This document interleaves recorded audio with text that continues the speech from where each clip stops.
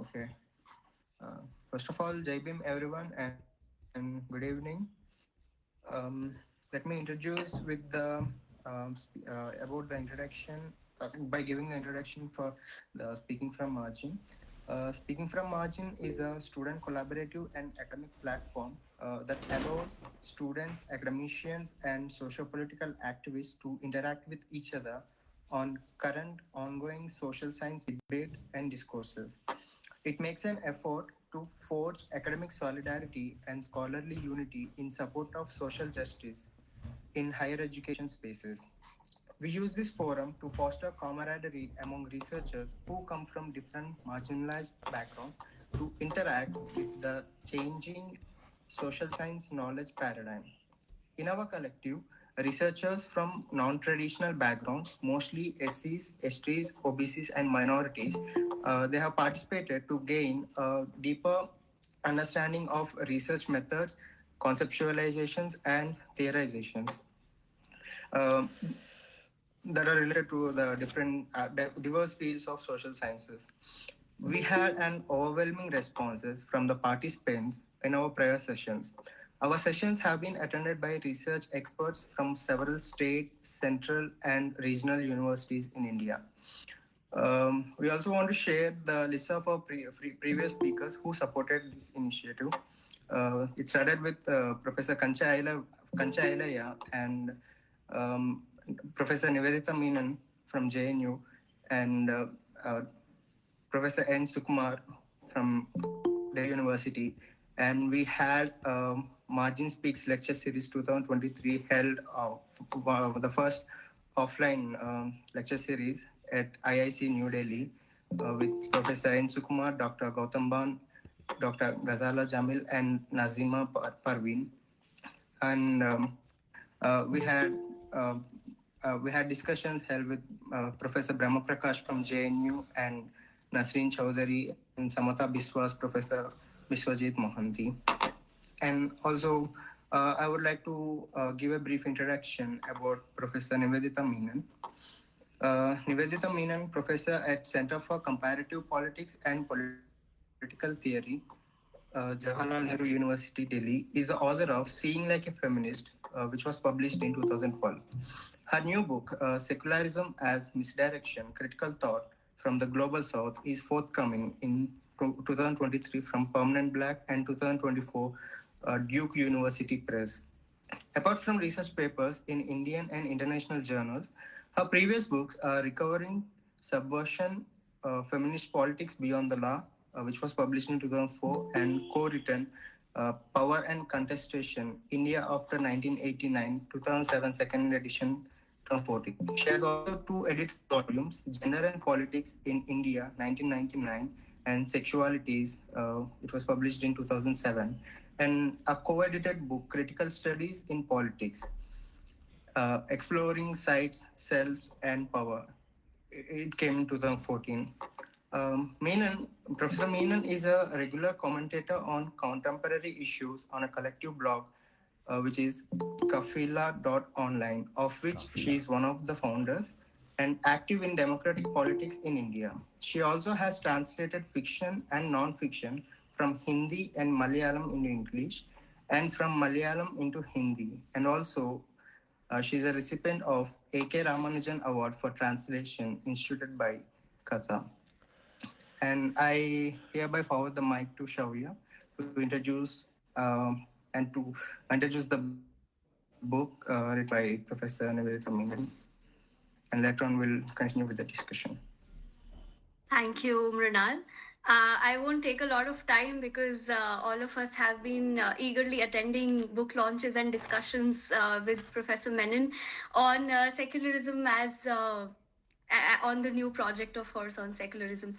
So it comes at a very critical time, and I would just quote one statement from the talk held on 24th at IIC, where ma'am said that we need to continuously reframe our context so that we express the values that we are looking for. So, at the outset, the book doesn't argue for abandoning secularism, but to acknowledge it as uh, not a positive entity in itself, with not a positive value in itself, and how it doesn't have a self-evident meaning. So we also circulated, all of us have gone through the abstract and everything of the book. The idea of how the master discourse of secularism and the grid of meanings it produces affects a misdirection, which is found in the performance of a magic trick where attention is drawn away from where the trick is actually performed.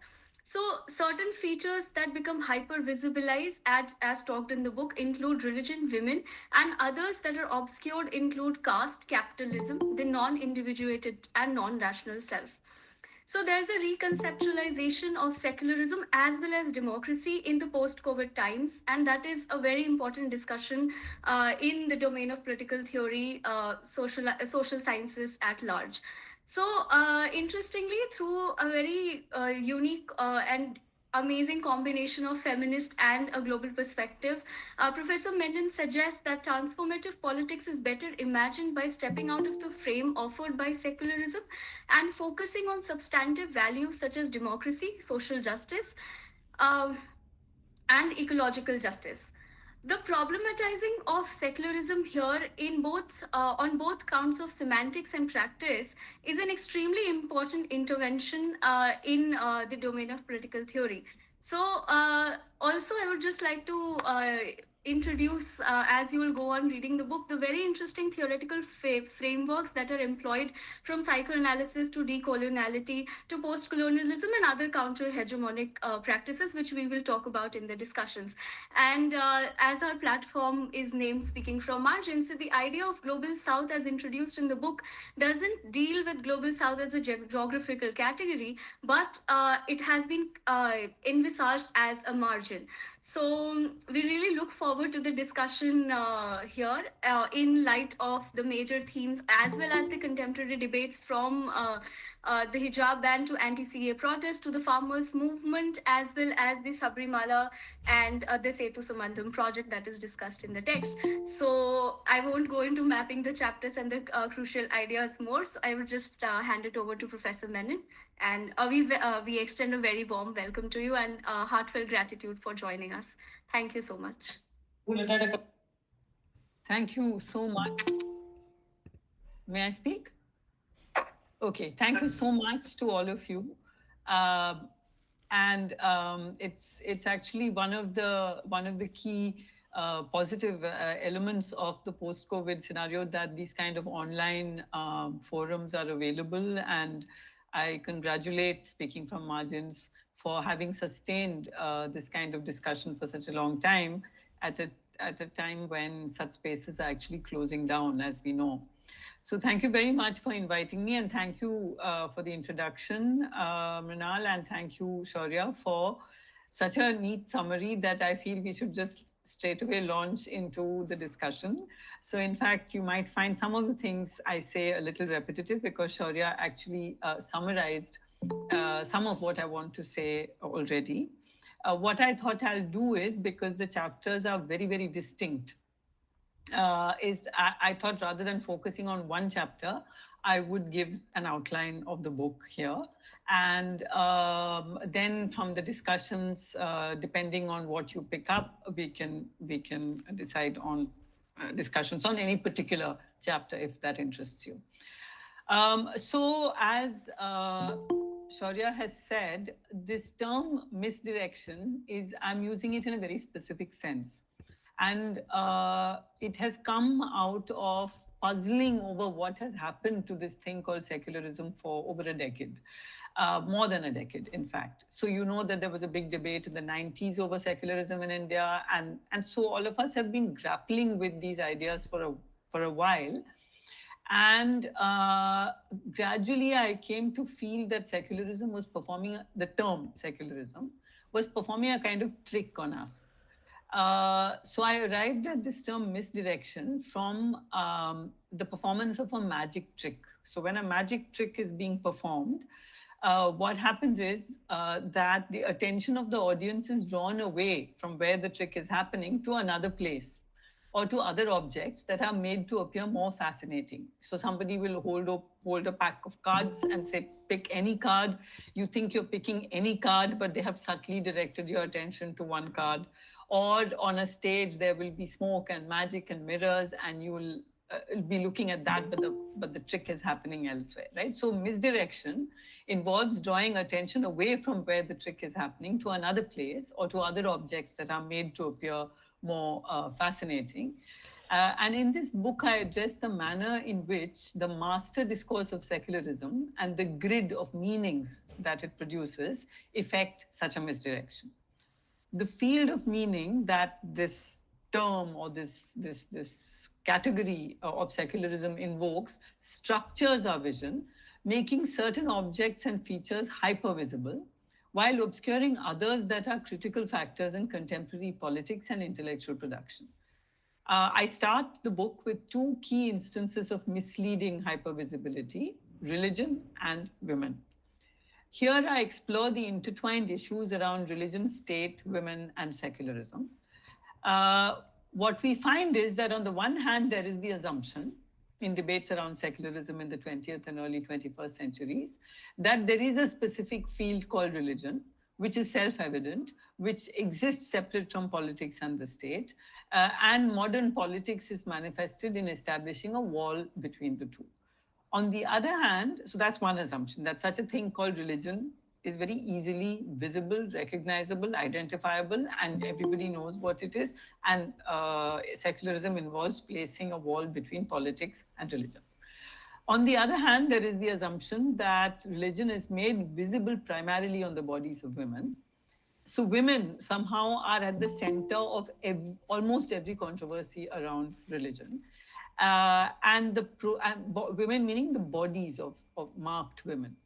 And that the process of defining religion and religious freedom is to be conducted through indicating specific ways in which women's social status and roles indicate modernity, tradition, democracy, and secularism, or whatever value is at stake in a particular controversy.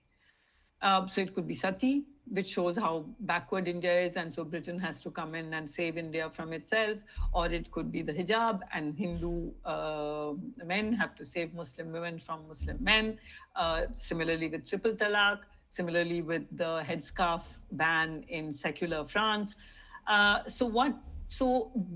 what I try to do is unpack both these assumptions, both that there is something very clearly marked religion, which is separate from everything else. And I also focus on the fact that this playing out of religion on the bodies of women is something that needs to be understood more, a little more carefully. And so I look at various kinds of instances. Some of them I'll mention now, but later we could discuss in the discussion some other examples. So that's the first set of things that I do in the book. Next, I discuss religion and how it is produced under specific circumstances. By examining ascendant Hindu supremacism as a state project in India, this book tries to understand the ways in which the construction of religion functions under conditions of majoritarianism.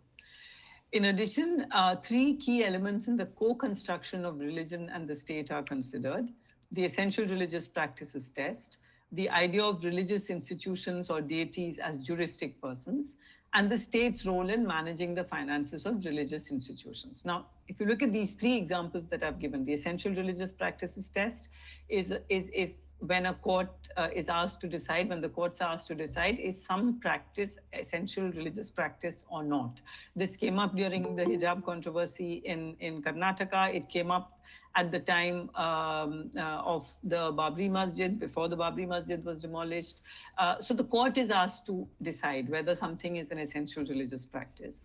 That's one example. There are many, many instances of this. We can talk about it later. The idea of religious institutions and deities as juristic persons, that an idol is a juristic person, and that juristic person, because it is an idol, will then have some human speaking for it. And then the third one is the state's role in managing the finances of religious institutions. Now, why I choose these three examples is to illustrate what I just called the co-construction of religion and the state. That, in other words, it's not that the state is outside and watches something called religion and something called religion plays out before it. Rather, what I think has been understood by now is that the state and religion co-constitute each other. Particularly the state constitutes religion in a way, and religion constitutes the state. They co-constitute. So that's the first part. That is, religion and women are hyper-visibilized by the discourse of secularism.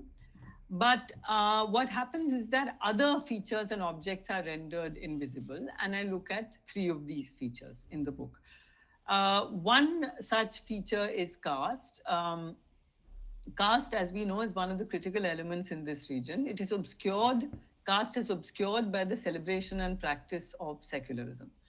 I examined the millennia-old project of Brahminism in this territory now called India, of producing a community, given the label of Hinduism, that abides by the caste system and accepts Brahminism as the dominant ideology.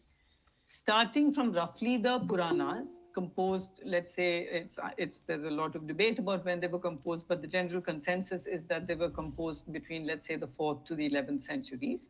So starting from roughly at that time, 4th century, continuing into 20th century ideologues of Hindutva such as Savarkar, and further into Hindutva of the 21st century, what we see happening is that the rich heterogeneity of beliefs and practices across the subcontinent, those which cannot be classified as Muslim, Christian, Jewish, or Parsi, have been sought to be assimilated into Brahminism as Hinduism, or marginalized, or wiped out. This diversity of practices gets labeled as Hindu only because the legal definition of Hindus is one that gathers up all those who are not Muslim, Christian, Parsi, or Jewish into its fold. Now, what this means is that what is often celebrated as the rich diversity, inclusivity, and tolerance of Hinduism is merely the massive and age-old assimilationist project of Brahmanism, which I'm suggesting has still not succeeded in making Hindus. So this chapter 3, is actually called the failed project of creating Hindus. The grid of secularism that focuses on religious identity enables the elision, the invisibilization of caste, and via this elision, the legal and social normalizing of the label Hinduism. This label enables Hindutva politics to claim Hindus as the majority in India, which is the basis of Hindu nationalist and Hindu supremacist politics. But we need to recognize, I argue, that India is a collection of minorities, not a Hindu majority country. And this book argues that the modern project of Hindutva is only the current phase of a process that began with the advent of Vedic people into this landmass.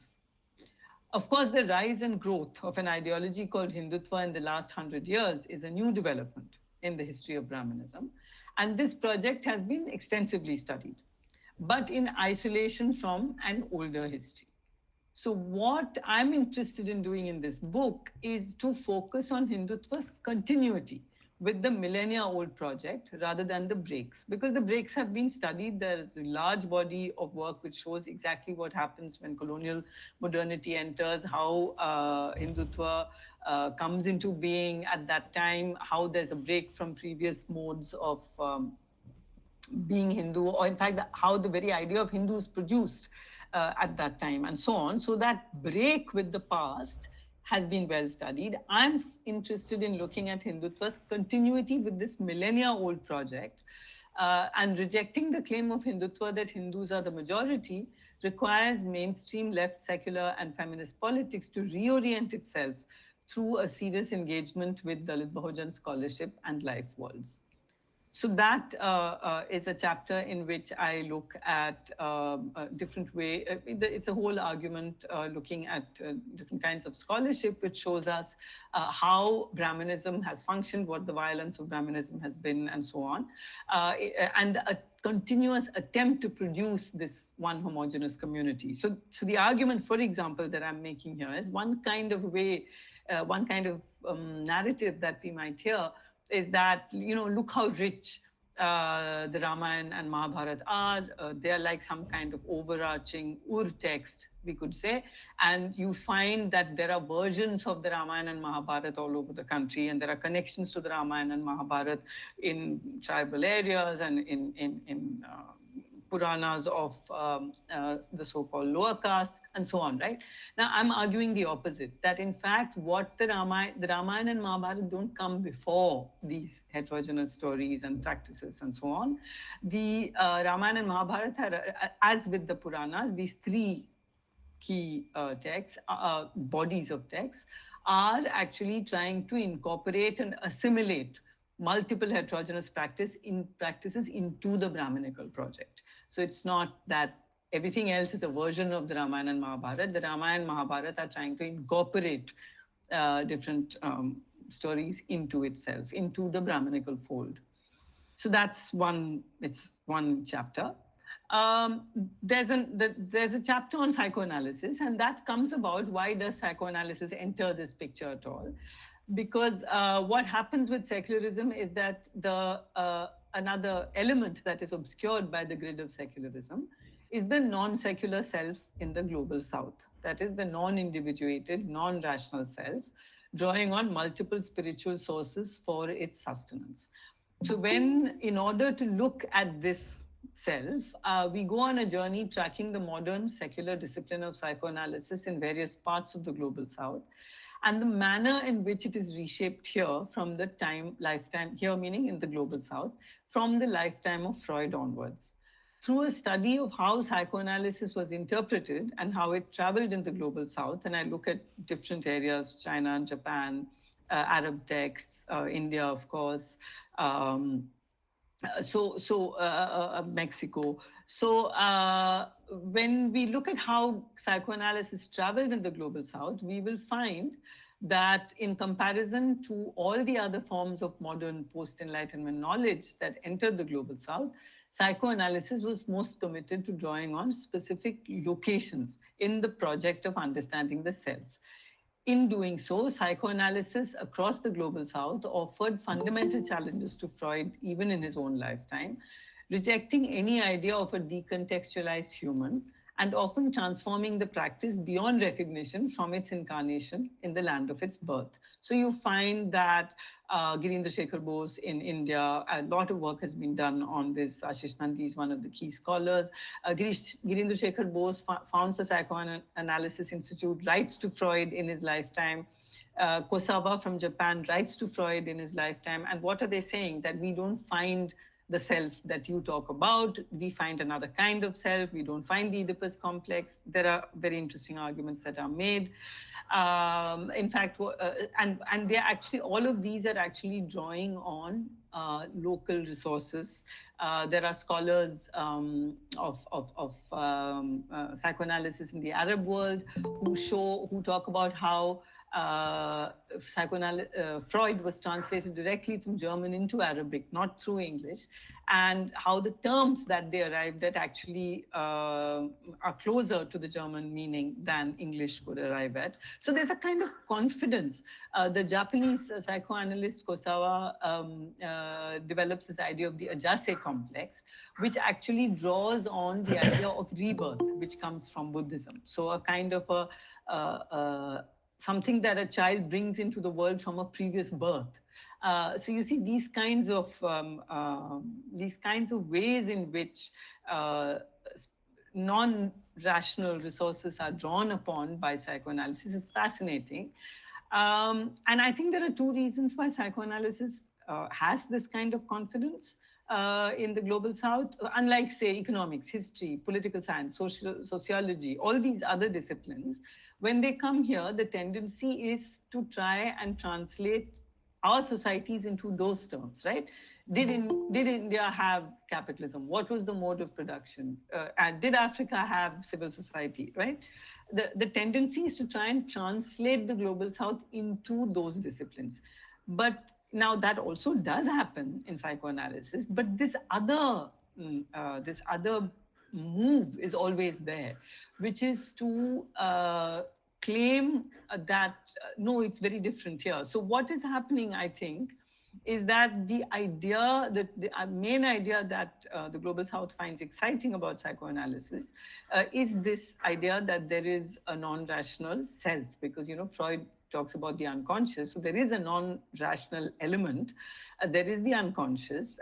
And when they try to understand the unconscious, they are drawing on a different scenario, because for one thing, 19th century Europe has already the process of secularization is complete. The world has been disenchanted. There is no more any magic. There's modern religion, but there's no more any of those legends and myths and so on. Whereas in the global south, it's a very real world of jinns and spirits and, all of that. So that disenchantment has not taken place in the global south. That's one reason. The other reason is that the kind of family structure that Freud envisaged or lived in, the kind of family structure that had emerged in Europe and normalized in Europe by the 19th century, which is the heterosexual patriarchal family with this triangle of daddy, mommy, me, is the way in which Deleuze and Guattari put it critically. So this idea that there's a daddy, mommy, me triangle, that is again not the kind of family that you see in the global south. So those who pick up psychoanalysis here are speaking from a different space. So this is one of the arguments I make throughout the book, that when we think about thought and philosophy emerges from a location. It's never abstract. Whether it's Freud or whether it's Girindra Shekhar Bose, there is a location. There are material and temporal coordinates. There's a certain time and a place, and who you are in that time and place. And that location determines the form of philosophy, thinking, intellection. And so you can see that very much in the journey of psychoanalysis in the global south. And the third element that I look at, which is obscured by secular discourse, is capitalism. The invocation of secularism enables an uncritical acceptance of the violence of capitalism on people and nature as the historically inescapable way into modernity, where religious sectarianism is supposed to no longer hold sway. Disenchanted now, lands, forests, rivers, and all of nature are available to be commoditized. This is the journey from the darkness of pagan beliefs and religious sectarianism into the light of secular modernity.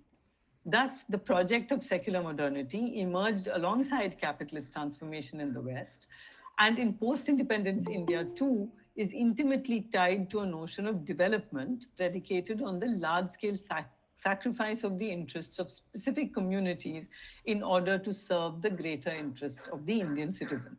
You might remember the famous statement of Nehru that big dams are the temples of modern India. That's the kind of statement that secularism was able to make. So impeccably secular, but completely capitalist. And capitalism, if you look at globally, the world over, a lot of left and communist parties are all for industrial development and promote industrial development, work with industrialists, impeccably secular, right? So secularism is intimately tied, it can be, secularism is entirely compatible with capitalist development. And apart from the dispossession of communities from resources and land, sorry. Last 10-20 years, I'm sorry, what? Mute yourself? Yeah? Yes. Okay, sorry, I thought maybe. Okay.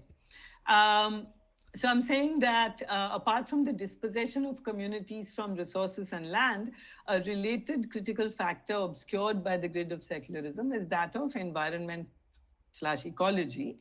Since much of the resistance to capitalist transformation is conducted by indigenous peoples whose lands are rich in minerals, the resistance is often conducted in terms that sacralize nature and draw on indigenous spiritualities. You will see this in the resistance of the Native Americans in the USA to this oil pipeline which goes through their sacred lands. Look at Niyamgiri Hills, it's because the tribals worship the Niyamgiri Hills. So there's a kind of, the nature has not been desacralized for these indigenous communities.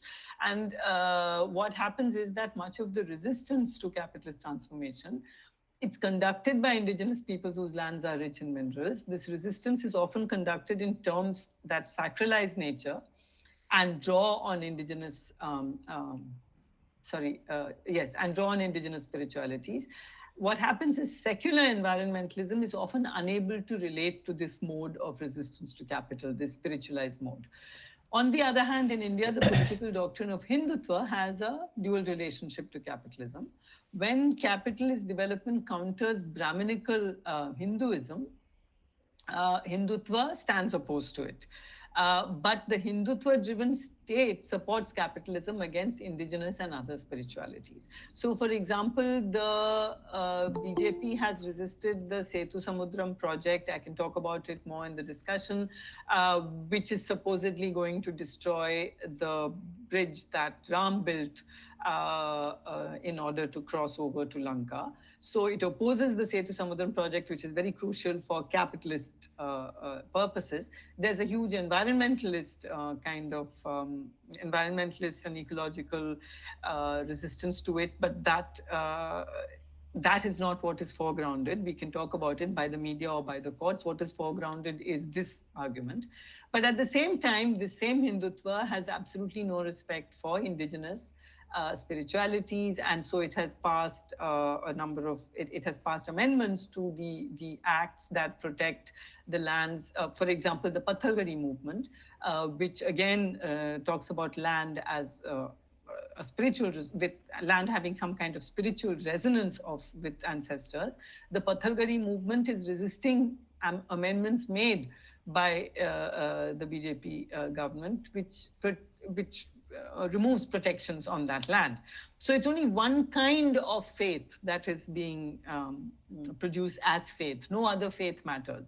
So of course, Brahmanism matters vis-a-vis Muslim, Christian, etc. But only Brahmanism matters vis-a-vis other kinds of faiths. So other kinds of faiths which are not not Muslim, Christian, Parsi, etc. So if you take Ayodhya, for example, many ancient temples have been destroyed in order to make space for this grand new Ram Mandir. So that destruction of temples doesn't matter because it's only one Brahminical faith that matters, right? So what happened is that Hindutva has this kind of dual relationship to capitalism. But the problem is, or the issue is, that the support for capitalism comes also from non-Hindutva, non-majoritarian, perfectly secular states as well. So I look at capitalism and I look at the Setu Samudram project, but I also look at other ways in which capitalism functions quite comfortably with what is called secularism. But the argument of this book is not that something called, or what we assume to be secularism should be abandoned, but rather to question what is this thing that we're calling secularism, and arguing that secularism is not in itself a positive value, nor is its meaning self-evident. Secularism can serve majoritarian anti-minority politics and capitalist transformation, but it can equally be invoked to sustain democratic politics that respects heterogeneity, social justice, and ecological concerns. In India, the understanding of secularism as Sarvadharma Samabhav, for me, from the point of view of this book, it is the only legitimate form of secularism that one could even consider. And we do see the reassertion of this meaning in militant struggles like the Indian farmers' movement of 2020 to 21. That movement's central concerns were capitalist transformation of the agrarian sector and climate change. But the question of caste, gender, and minority rights were also very much in the foreground. What I then do in the last two chapters is I look at constitutionalism. So this book, I'll just come to that, but I want to say something which I say actually at the beginning of the book, that this book is written from India. I use it is not about secularism in India, but it writes about secularism from India. Now, this is an interesting distinction made by the scholar Anup Dhar in the context of psychoanalysis. When you say in India, so I understand it to mean that when you say in India or in any place, then you are there's a certain specificity you're asserting, that it's a kind of exceptionalism almost, that this is how it is here. But when you say speaking from, then you are using that experience to theorize outward. You're using that experience. So this is what I would call location. That is, you're insisting on the location, which I mentioned earlier, that is the spatio-temporal coordinates. And you're standing here and you're speaking from here. So that's the framework that I've used. And so throughout the book, there are 2 chapters which are specifically on India, but the rest are because one had to write about the Hindu supremacist project. We can no longer simply call it communalism. It is now a Hindu supremacist project, a Brahminical supremacist project. So I talk about different parts of the globe in the psychoanalysis chapter, as I mentioned, in all these other chapters. In the final 2 chapters, I speak about, one chapter is about constitutionalism and how ideas of the constitution have taken fresh roots in different kinds of movements. I take the example of Chile. I take the example, of course, of the way in which the constitution has been re-inhabited by the movements in India, especially the anti-CAA protest, but also the farmers' movement and so on. So what we will see is that and the last chapter looks at movements that try to go beyond the capitalist horizon. So we will see how, constitutionalism and going beyond the capitalist horizon are the last 2 chapters. So we will see how anti-capitalist politics globally inhabits very heterogeneous spaces, facing up to internal dissent and differences that erupt within. These movements coalesce around different kinds of values that are locally produced and inflected, but which are at the same time in some sort of conversation with one another across the globe. If secularism is invoked at all in these movements, it is never in the sense of separation of state and religion, but in a more people-oriented understanding of how to live with difference. The overriding value, it seems to me, that is being asserted in these movements appears to be democracy, with all its faults. But democracy, too, is reimagined in more direct terms, distanced in particular from political parties which have, over the 20th century, appropriated and ventriloquized the people. What we have seen from the Arab Spring onwards, at least, and especially now when you look at how globally people are responding to the ongoing genocide in Palestine, what we see is almost a complete break between the people and states which are supposed to be representing them, whether it is the US or anywhere in Europe, or the people are on the streets demanding ceasefire, but the governments are holding on to their support for Israel. So what we actually see is that this representative democracy has reached a point of crisis because the representatives no longer seem to represent the voice of the people. So they ventriloquized the people. And so the questions that I conclude with are, is it possible to think of democracy radically differently in the post-COVID 21st century? What role does secularism have to play in it, if any? These are some of the questions that I consider, and what are its implications. So I'll stop here and we can open up for discussion.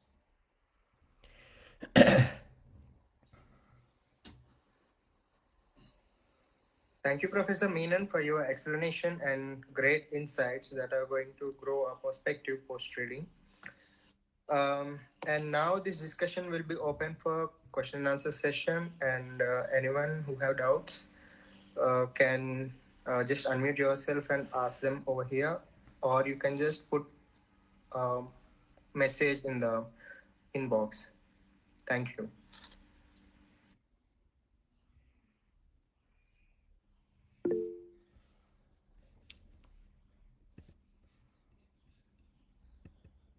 Yes, Ganesh, go ahead, please. Yeah, thank you, Professor Menon, for this wonderful lecture. And I think this is the very timely book.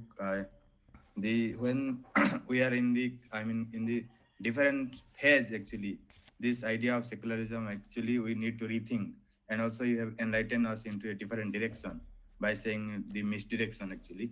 So I was wondering lots of things after listening you, like when you are talking about the psychoanalysis, basically from global south and So how do you look? I mean, since you are bringing this Ramayana, Maharatas, which is the, I think, which is the everyday sociological upbringing of the Indian peoples actually, that we cannot ignore actually, and by which I think the Hindutva project actually will succeed also.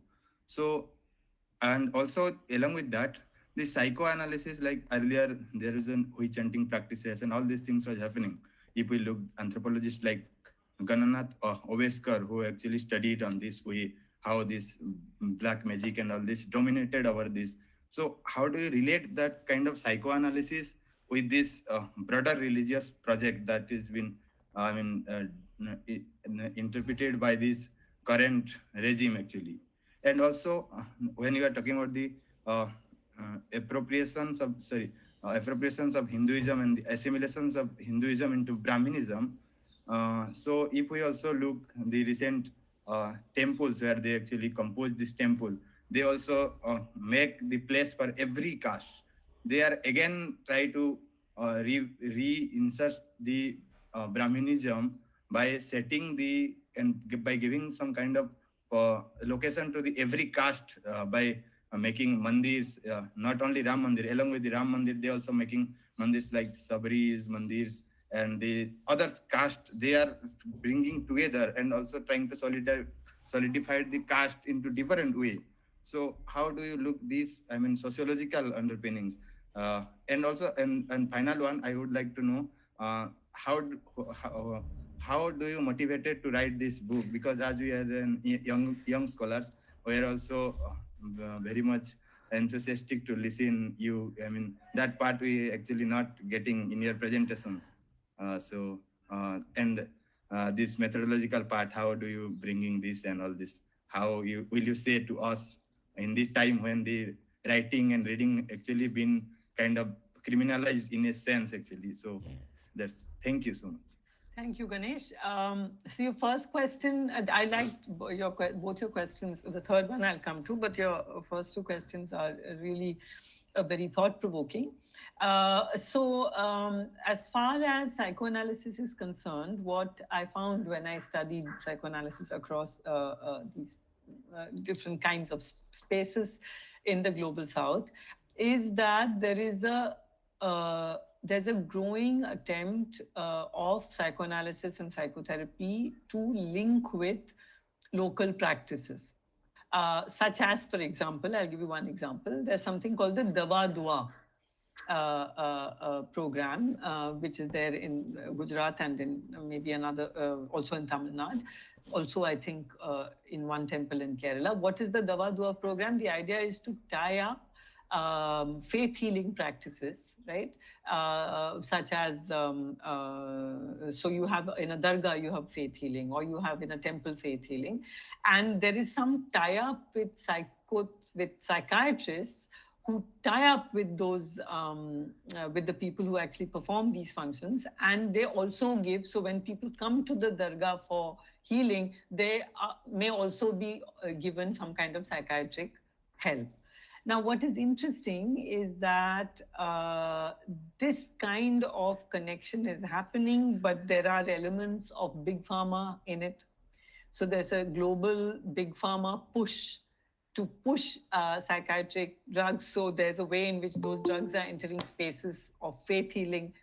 But at the same time, it seems that, some of the, in a particular dargah, a journalist was told by the healers that when those modern medicines enter the dargah, they get sacralized. So they get a power. So the dargah empowers that medicine. You see what I mean?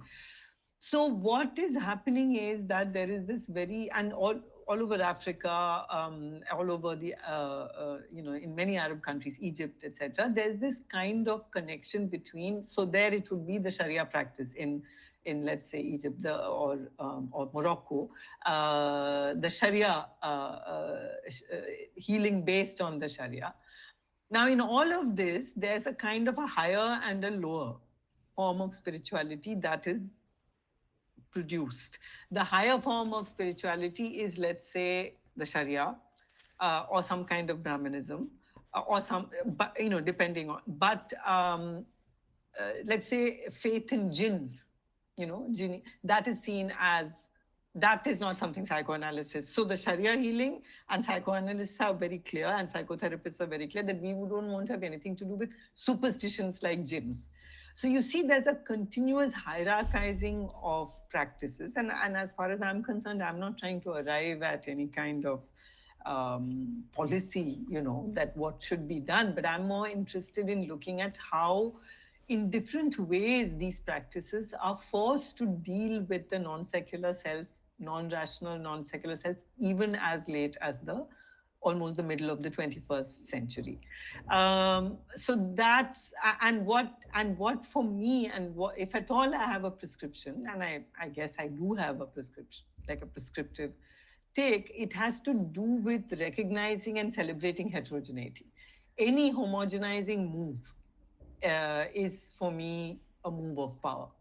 So wherever I see these kinds of practices, I'm interested in looking at what is the heterogenizing move. The other interesting thing that happens with psychoanalysis in India, for example, Ambedkar University, Delhi has actually launched and has worked on a very, very important program for a while now, for over 10 years. And there, people like Professor Hani Bahali, they argue that the person comes into the clinic not as an individual, but bearing a community. That person comes from a very dense world. So the psychoanalytic practices here have to be very different from the way in which the clinical practice is in the global north, where it is assumed that the person is an individual, and if the person is not an individual, it is treated as a pathology, right? The person has to be taught how to become an individual. So that's the psychoanalysis question. Your second question had to do with the way in which Hindutva, which is Brahmanism. So what is called Hinduism, I mean, the only thinker in India who has said there is no such thing as Hinduism is Ambedkar, is B.R. Ambedkar, and I go with that, and to that extent I am an Ambedkarite, that there is no such thing as Hinduism. What is called Hinduism is Brahmanism. The rest of the practices are individual heterogeneous practices. They don't fall within Muslim, Islam, Christianity, or Parsi, or Judaism. But that doesn't make them Hindu, whatever Hindu is. Hindu is, in my understanding, and that's the argument I'm making, is Brahmanism. So now, of course, when you see that Hindutva is trying to incorporate these different kinds of caste positions and positions of, let's say, Shabari was a tribal figure, this is exactly the project that has been going on since the Puranas. Bringing Shabari into the Ramayana is itself the move of Brahmanizing, and so you accommodate some tribals and some lower caste people, but the remainder have to be defeated, killed.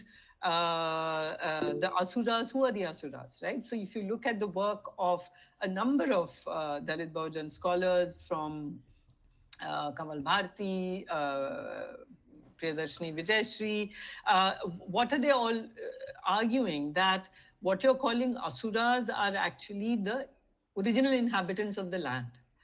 And so Kamal Bharti asked this very interesting question, he says, if you look at the Ramayana and these princes, young princes are in exile, and they're constantly being called by sages to protect their sacrifices from Asuras, who are dropping unclean things like flesh on their sacrificial fire. So the princes are supposed to go and rescue them. And Kamal Bharti is asking, why are these sages sitting in the forest that belong to somebody else performing yajnas? Why are they doing that? What is it? It is a form of Aryan expansion. It is an indication of Aryan expansion, where the Brahmins expanded with the support of Kshatriya arms, and it is the push of the Aryans southwards. It's the push of the, and so you'll find when you read Savarkar, it's very interesting. If you read the Essentials of Hindutva, he talks about the intrepid Aryans. The intrepid Aryans so he accepts that Aryans entered from outside, He doesn't say they are the original inhabitants of the land. And they're intrepid. He uses this word. Intrepid is courageous, brave, right? They carry the sacrificial fire through uninhabited lands. Now, if they're going through uninhabited lands, why do they have to be brave? They don't have to be brave. They have to be brave if the lands are inhabited, if they face resistance, and they faced resistance. That is the whole point. So if you look at what happens is suddenly you see the Ramayana and the kinds of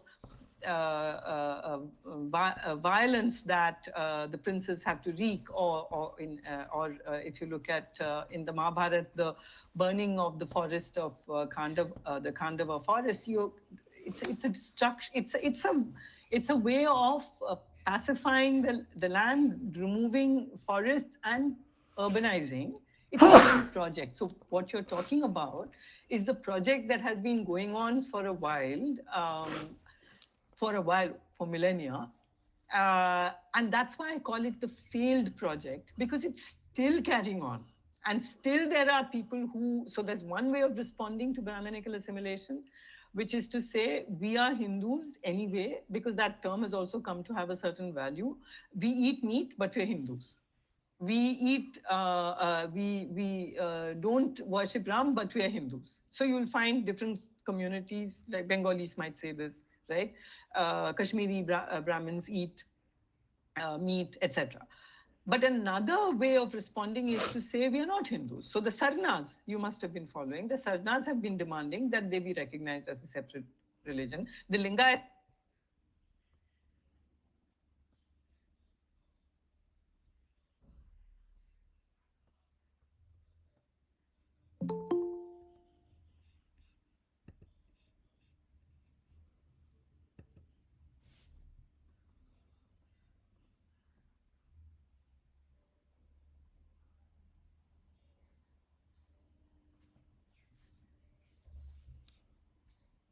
I think there is some connectivity issue at ma'am's end.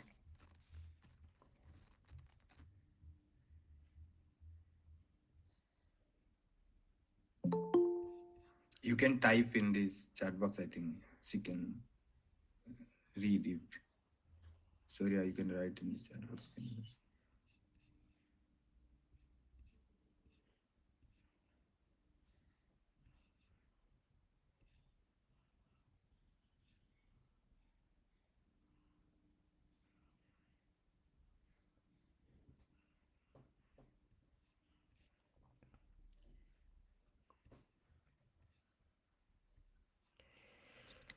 She has left. I think there is some connectivity issue. She'll join back. So.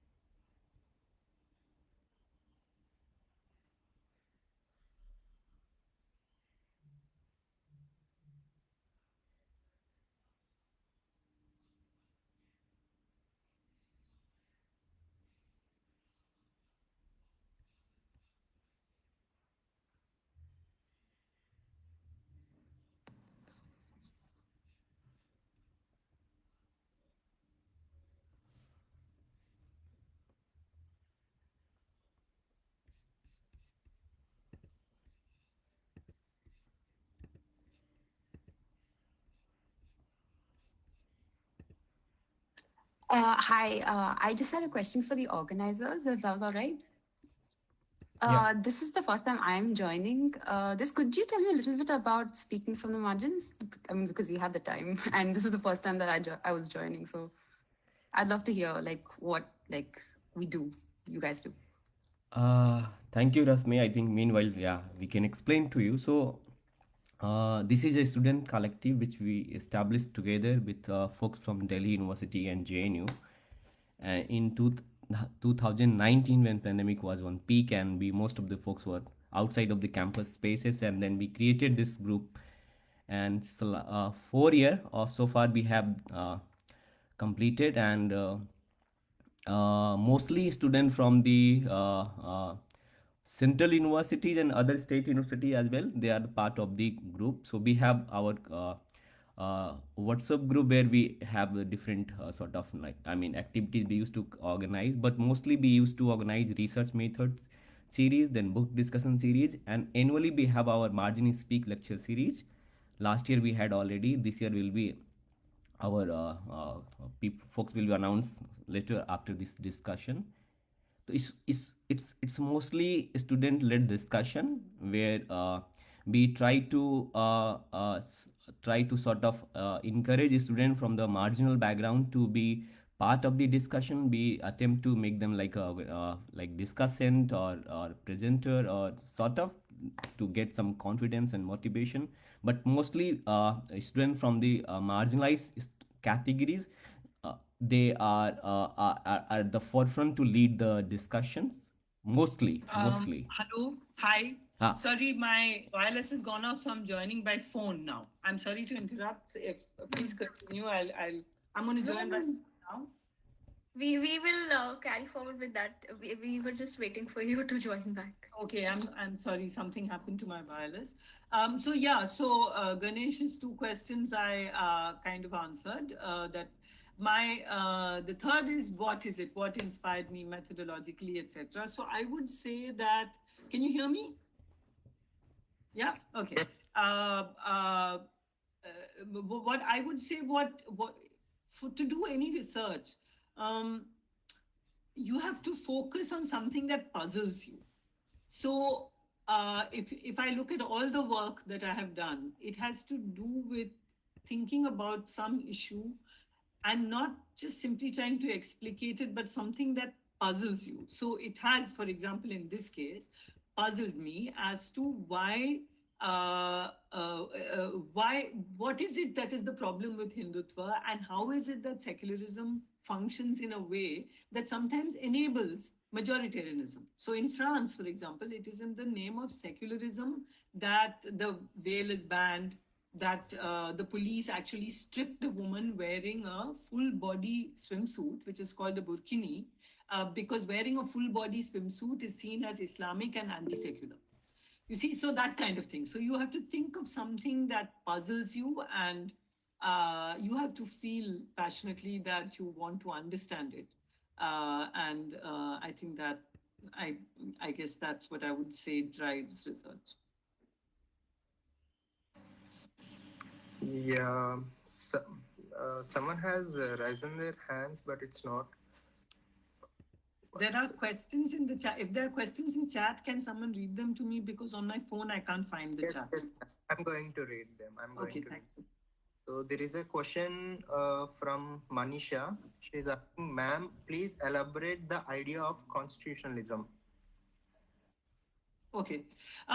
It's what is interesting is that I have also shifted my position somewhat from when I was writing in the early, let's say, 21st century, right? I mean, in 2004 was my book called Recovering Subversion, where I actually saw constitutionalism as a mode of homogenizing and rendering abstract various kinds of concrete experiences. So I was actually suspicious of constitutionalism. But we also learned, and this is another methodological point, actually, to go back to that discussion, that I do think that that we need to theorize, that theory doesn't just happen on the ground. Theory comes out of a privileged position. You need the leisure to theorize. But at the same time, theory draws from movements, struggles, everyday experiences. Theory that doesn't relate to that is not, in my opinion, useful. When we found, so many of us of my generation have been very critical of the Indian Constitution because it has, and in fact, there's a new book, there are lots of critiques. It's called the Communal Constitution. There's a book called the Communal Constitution. And so there's a way in which the Constitution can also be, and has been, something that protects existing property rights, existing social order. It closes off. It's like it, and especially in the global north, it comes after a period of revolution and it closes off the possibility of change. But what we see in India in the 21st century is somehow the constitution acquires a new life. It becomes something that is being used by Pathalgadi movement. It is being used by the anti-CA protests. In Chile, there was this amazing kind of transformative moment when a new constitution was being drafted. That's actually, that story has a sad ending, but we can come back to that. But when we see the ways in which the constitution is picked up by the people, and so then you see a whole lot of scholarship. Rohit Dey has written a book called The People's Constitution. So this kind of scholarship shows how in India, for example, or people wrote into the Constituent Assembly laying claims to the Constitution, saying this is what we want in it, this is what we want in it, etc. Kalpana Kannabiran has used this term constitution as commons, that the constitution is as a commons, as something that is a common resource. So now I'm using constitutionalism to mean some way in which it is picked up, the idea of a constitution is picked up by people in order to reflect larger interests, the interests of people rather than the interests of the state. So suddenly, I think the constitution, the idea of the constitution has acquired a new life. So that's broadly what I'm doing with the idea of constitutionalism. Yes, there are another few questions, ma'am. So this is from Deepak Kaswan. Ma'am, thank you for your insights.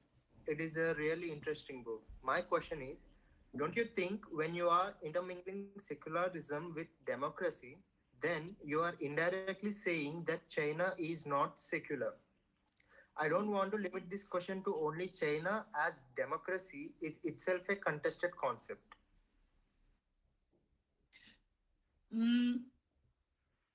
China, I'm not I'm not very sure how you're making this connection.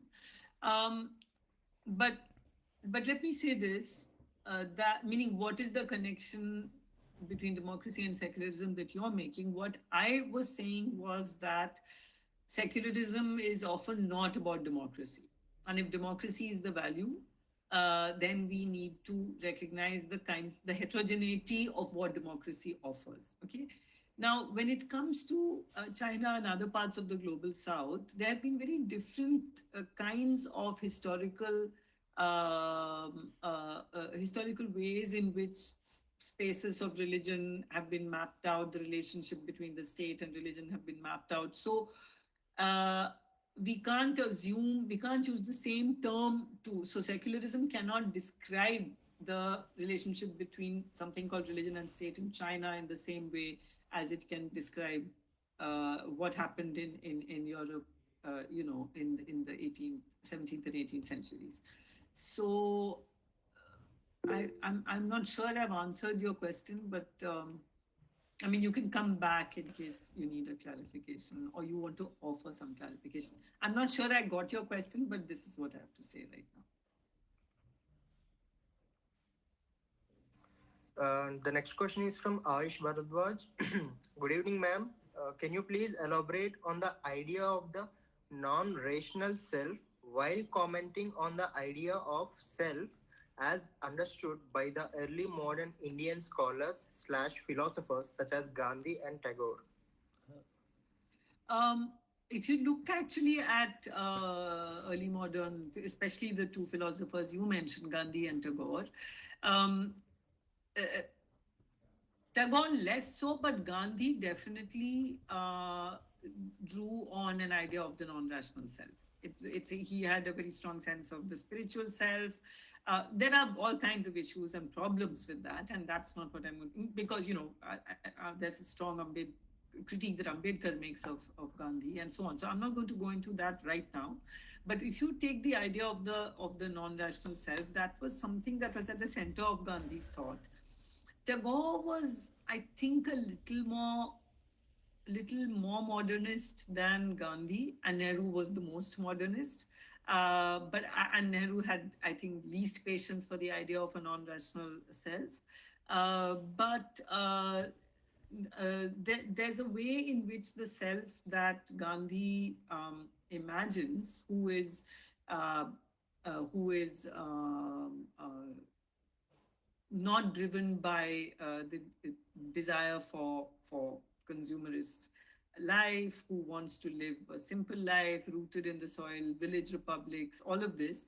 I think there is a space in which the non-rational self is there. You see it in Girinder Shekhar Bose, the primary, the first kind of psychoanalyst of India. He takes the idea of the non-rational self seriously. He makes a distinction between ghosts, which are superstitious, and spirituality, which is uh, about the non-rational self. So you notice that I'm not saying irrational, and I notice you're also not saying irrational, because when you say non-rational, all that you're saying is that there's another kind of mode of being human, which you see, for example, in Africa also. So in Africa, and because I'm interested in the global south, and it's not only about India, you'll see in Africa there's actually there's now a huge move to, in fact, even develop a new language to do what may still be called psychoanalysis, but which has now changed a lot. So there's a way in which you work with spiritual practices and so on. So the idea of the non-rational self has been very much something that has been at the underside, in a way, of Indian modernity.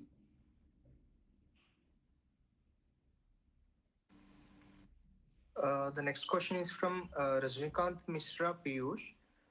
Thank you so much for this wonderful series. I would like to request, please elaborate the difference between from and in India, as ma'am said, please. No, so this is an idea, as I said, I drew from Anup Dhar. I found it very useful. Um, he talks about doing psychoanalysis from India rather than doing psychoanalysis in India. I'm using that idea to talk about doing any kind of thinking or thought from India as opposed to in India. What is this distinction? That when you say that I'm doing it in India, there is a way in which you're saying that we are different in India. There are very specific features. We have different history. This is how it is here. So when this happens, when you make an argument like this, then you are insisting that there's a specificity, that we are emphasizing difference.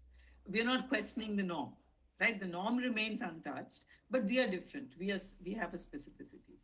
But I think when you say that I'm doing it from here, from India, or from a space, from the global south, not in the global south, then you are saying that I am located here.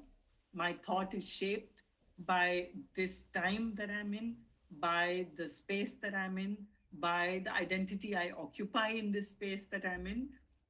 And from here and from this space, I will look at the rest of the world, and I will comment on and analyze the thought of the rest of the world. So I'm not saying, you understand the difference? I'm not any longer emphasizing difference. I'm simply saying all thought is located.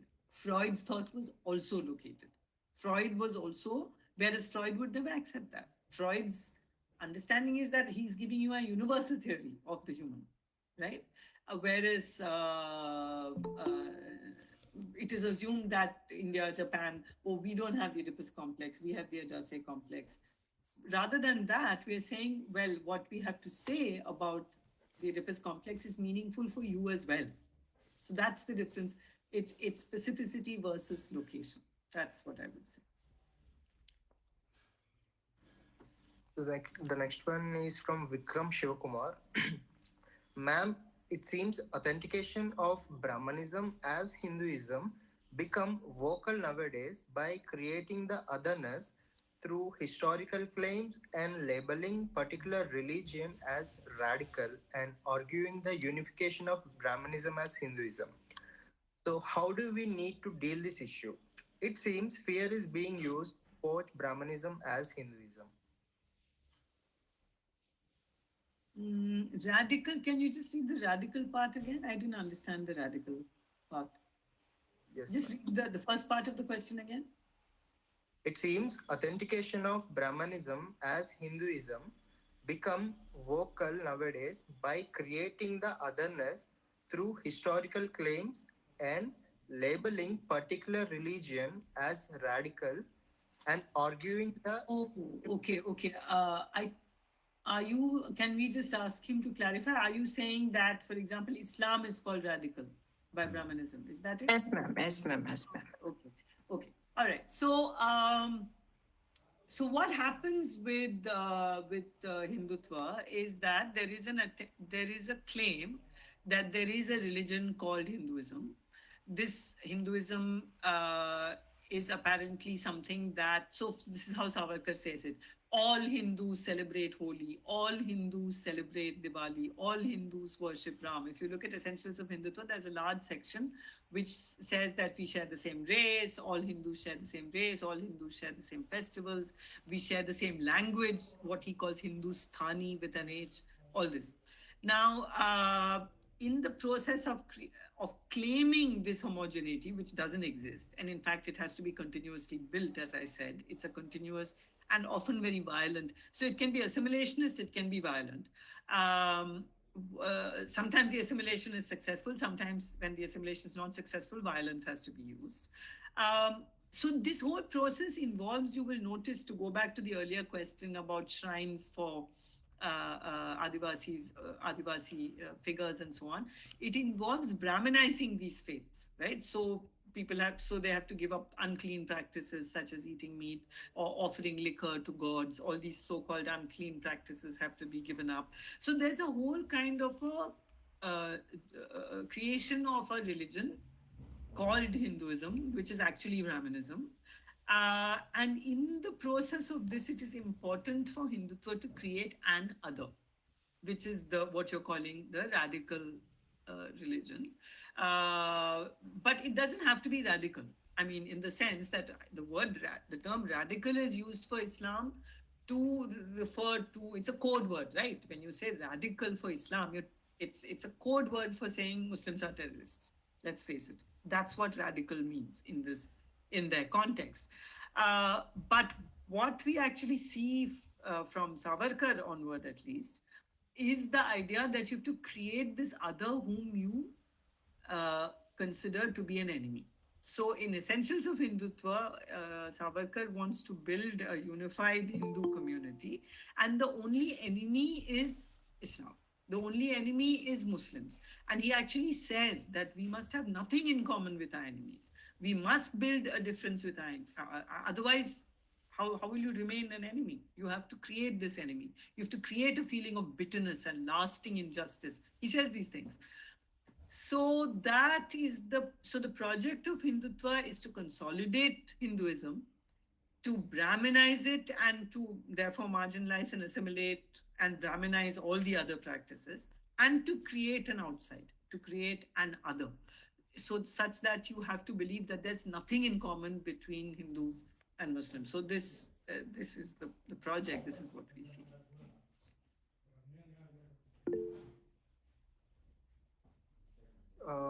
The next question is from Nitin Jacob Thomas.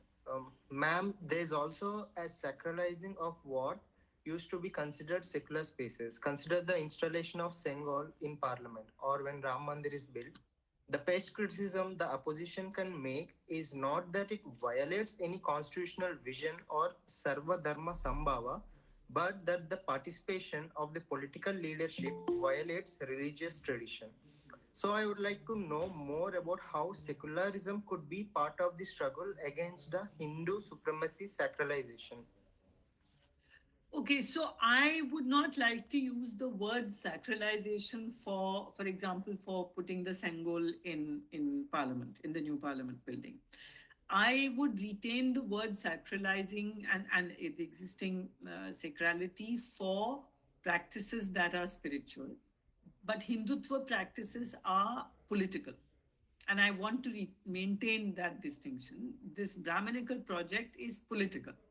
That is why we see this easy kind of way in which the head of government is at the temple, or is promoting the temple, or the easy way in which the courts have consistently now, both the Allahabad High Court judgment and the Supreme Court judgment, accept it was a criminal act to demolish the masjid, accept that this was that there was land usurpation. Having said all that, they say, okay, now you go and build the temple, right? So I wouldn't call that sacralization. Now, this is a political project, and we have to understand that distinction that emerges with the Hindutva project in the 19th century, the point that Ashish Nandi has made continuously, that it's nothing to do with religion or belief. It has to do with a political project. So I would not use the word sacralization in this very broad way for anything that is claimed to be religion. This is why right at the beginning of my book and in the beginning of my talk today, I made this point that what is there is something called religion, but it doesn't look the same in all contexts. So the planting of the Sengol in the parliament is an act of political power. It is an act of Hindu supremacism. It is not by any means an act of sacralization. In fact, the Sengol is a symbol of power in any case. I'm not sure. I don't think it's sacred in that sense. So it's sacred to the extent that symbols of kingship are blessed or made auspicious by Brahmins, but it's not in itself a sacred element. But even if you were to bring Ram into parliament, I wouldn't call it sacrality. I would call it the political move of Hindu supremacism. I think we have to use the word sacralizing a little more narrowly. Thank you, ma'am. Here there are people who have raised their hands. Harshita Gupta. Am I audible? Yes, audible. Yeah, thank you, Professor Menon, for this wonderful exploration on rethinking or reflection on secularism. I have a theoretical question regarding the point you have made on psychoanalysis, that is non-secular self and global south, drawing from multiple spirituality and its nature in non-rational, which is drawn from unconsciousness. And it is very subjective because it is based on one's own experiences. But despite of this lot of subjectivities, was there any possibility of objectivity in the non-rational self? One. And the second, how this non-rational sources interacted with this rational secular spaces. I mean, it was a period of colonization or before that? I mean, were they interacted in a violent way? That is one-to-one with each other, black and white, a kind of a binary, like secular, non-secular, rational, non-rational, essentialist or non-essentialist, or was there any communication between them, both of them? So the first question is there any objectivity to the non-rational self? That question is posed from where is what I would say, right? Objective vis-a-vis what? I don't think the rational self is objective either. I don't think that any sense of self is objective in that sense. Even a rational self is drawing on experiences, etc. So I'm not sure about this objectivity of the self. The second question about how does the non-rational self appear or interact in secular rational spaces? That is a question that is exactly the tragedy in many ways of colonial modernity. If you look at all over the globe, okay, let's look at the Nicobar Islands. Let's look at Lakshadweep, for example, right now. What is happening in Lakshadweep now is an attempt to bring non-rational indigenous peoples who have had who there's a sacred notion of their land, etc. And the attempt is to bring them, quote unquote, into the mainstream. Bringing them into the mainstream is to destroy their sense of self, right? So you actually see that this has been part of the project of secularism, and this is why one calls it misdirection, that secularism uses the language of progress, modernity, development. And in the process, it destroys forms of selves that do not, in fact, relate to this at all. So if you look at the Narmada Bachao Andolan, which is one of the oldest, right? A lot of shrines and so on were flooded by the dam, but it's not like they got anything out of it. The benefits of the dam went to other parts, other people, other sections of the population. It came to people in cities and so on. So the non-rational self in the secular rational space is treated as experiences themselves as lost, ununderstandable, misunderstood, and definitely inferior.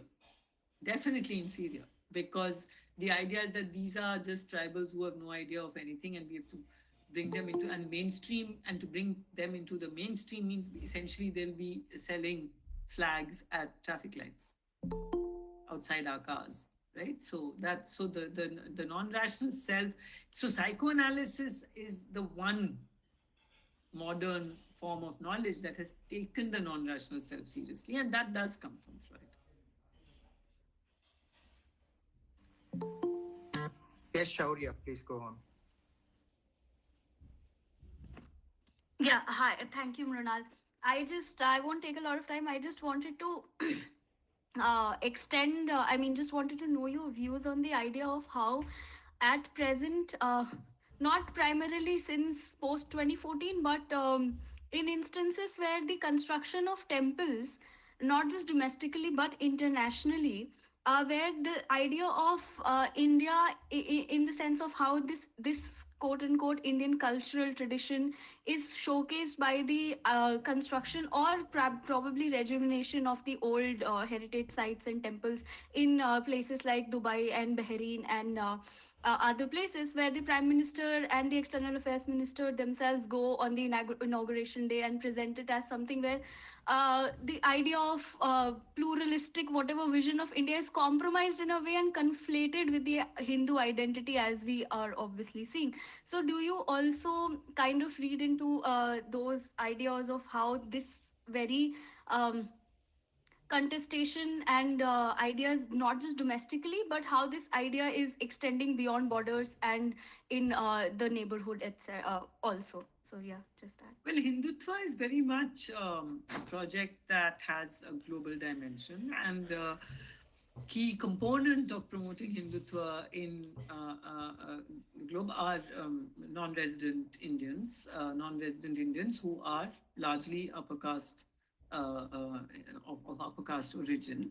And that is why, for example, they very strongly resist in the US, for example, where because of multiculturalism, different religions are taught, they don't want caste to be included at all in the syllabi. They fought in California, they fought against, that is this kind of group of NRI Indians who are also pro-Hindutva. So Hindutva have fought against the inclusion of the idea of caste in textbooks.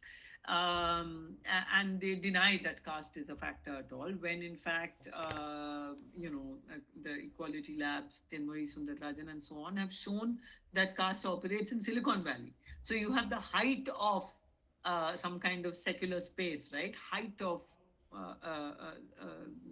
non-religious space. It's Silicon Valley, but caste discrimination is rampant.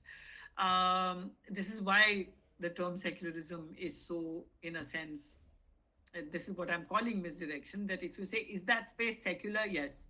But is it also casteist? Yes.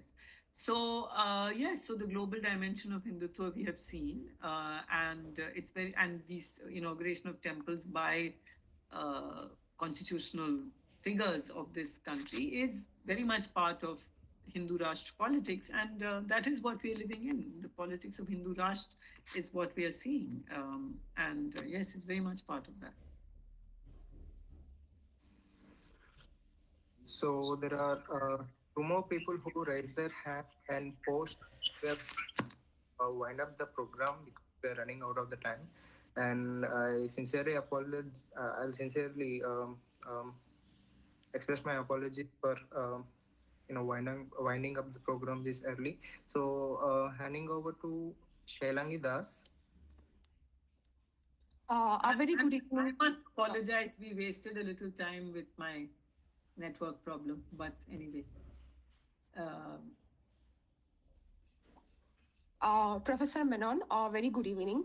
My question is, we can see that with the rising of the Hindutva forces and its alliance with capitalism, the micro narratives or the local narratives, or what we call the narratives of the tribals or the indigenous, are consistently and continuously under attack. For instance, since I am from West Bengal, there is a local ritual in the Indian Sundarban, that is the worship of Bono Bibi, who has a cross-communal character. But increasingly, we are seeing how these local rituals and local practices of the women in particular are continuously under attack. So my question is how we can safeguard and, protect these local rituals from this conventional alliance of capitalism and Hindutva forces. Look, whatever protection and look, resistance to Hindutva has to be at political movement level, at ideological level, at the level of ideas, at the level of challenging hegemony. So what you've pointed out is it also links to something. So what you're talking about. So as I said, Hindutva and which is Brahminical. You'll also notice, by the way, this is just by the way, how many times the term Sanatan Dharma has now been publicly used, right? Sanatan Dharma was not something that we heard so often, but it's now very clear. Sanatan Dharma has had many incarnations and many meanings, but now Sanatan Dharma refers to Orthodox Brahminical Hinduism, and they're very proudly, talking about it. So, for example, when the Shankaracharya objected to the Prime Minister conducting the puja, he was making a Sanatan Dharma point, not a political point. So to come back to your question, what is interesting is if I compare this to the earlier question, which said that there are temples that are being built to figures like Shabari, that is assimilation. What you are talking about is the other aspect that I mentioned, which is the marginalization and destruction of practices that don't fit into Brahmanism. So the Bon Bibi kind of practice is under attack. These kinds of practices all over in South India, there are shrines which offer liquor and meat to the goddess, etc. These are under attack. And whether it is assimilating or destroying, I think the only way is to also recognize, as you point, what happened now.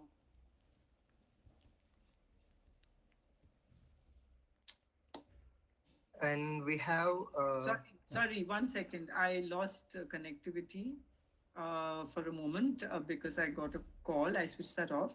But can I just complete this? With reference to how to fight it, it has to be fought at all these levels, and it's important to link it to capitalism, as you just did, and that's the point that I'm also making. It's not only about protecting spiritual practices, but those spiritual practices are ecologically important, and capitalism is trying to destroy that. Yeah, sorry. Yeah. Yes, ma'am. We have another Divya Shivaramane. Please ask your question, Divya.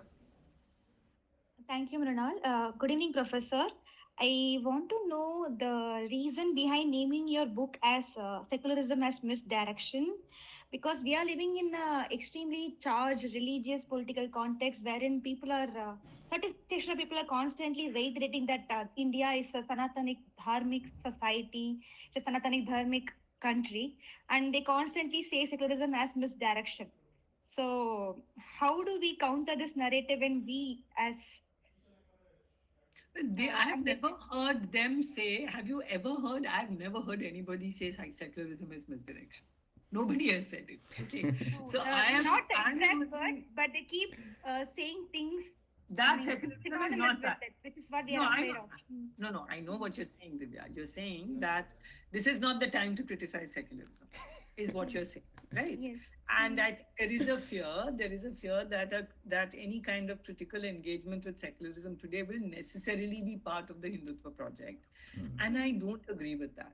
Because if we hold on, what is this secularism that we are talking about? Because if you see now, for example, CPM in Kerala, which is impeccably secular, it has tied up with Adani to build a port at Vizhinjam, which is going to destroy the ecology of the region. And the fisher people's movement is being attacked as communal by the CPM government because it's Christian fishermen, Christian fisher people. Okay. So it's obvious, it's very clear that just the invocation of secularism is not going to save us. We have to spell out. So here is a very good example of secularism as misdirection. At one level, I'm so proud of the way Kerala has stood up to Hindutva under the CPM. But on the other hand, what is going on with capitalism? You see?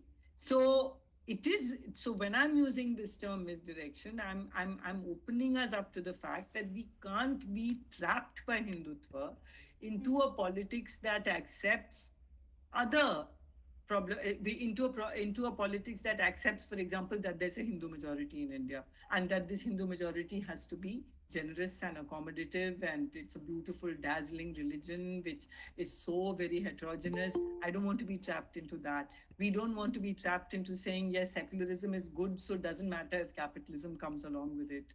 Right.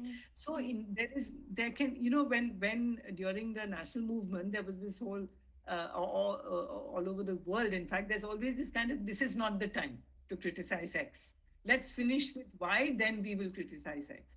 I think the critical analytical project has to be ongoing. And if we make it very clear that this secularism as misdirection is a way of talking about the way Hindutva has used secularism. So just one tiny example is the hijab in Karnataka. They never said it's because we live in Hindu Rashtra. They always said it's because there is a uniform. We are simply following the rules of the uniform. That's a secular argument. That is the argument that they took to court. So I'm just saying I think that it's always the time to be self-critical. And as long as we make it very clear what it is that we stand against and what the future is, let's talk about specific values, no? Democracy, social justice, ecological justice. Let's talk about those. Why do we have to use the term secularism? Right. Thank you, Professor. So, yeah, sorry that we're not going to take any more questions right now. Yes, we have an announcement, and I would like to Shaurya to make it. Yes, just a small announcement before the vote of thanks is that our annual lecture is going to happen at India International Center on February 29th from 2 p.m. to 5 p.m. And this year we have we'll be having a keynote address from Professor Dr. Joanna Prof, who's a social anthropologist from University of Bielefeld, Germany.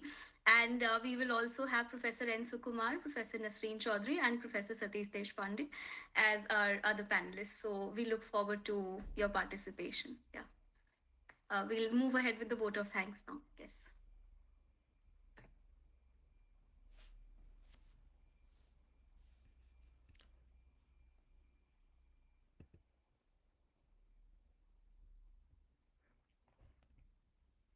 I would like to Sagar, yes. Anybody can just take it forward. Yeah.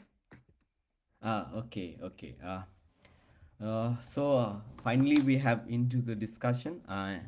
On behalf of Speaking for Margin Collective, I would like to thank Professor Menon. And I think we forget to tell at the very beginning, this is the program today, we scheduled today, it was the first event for the year, and we begin with Professor Menon's work. And we hope we will continue discussion with Professor Menon in our future further programs. And it was really very insightful. It provokes at different front to think for the young researcher and colleague working in the different disciplines. And we also apologize that we are not able to take further more question because we have limitation a certain time and all. So finally I think I would like to thank Soria and Rana for moderating and leading the discussion, and also the participant who joined this collective and build the solidarity for a social justice. And finally, Jai Bhim, and we will look forward for a further discussion, and we hope you will guys continue support and extend your solidarity to the Margin Collective. Thank you. Thank you, ma'am. Thank you so much. I really enjoyed this afternoon. Thank you so much. Bye-bye. Bye.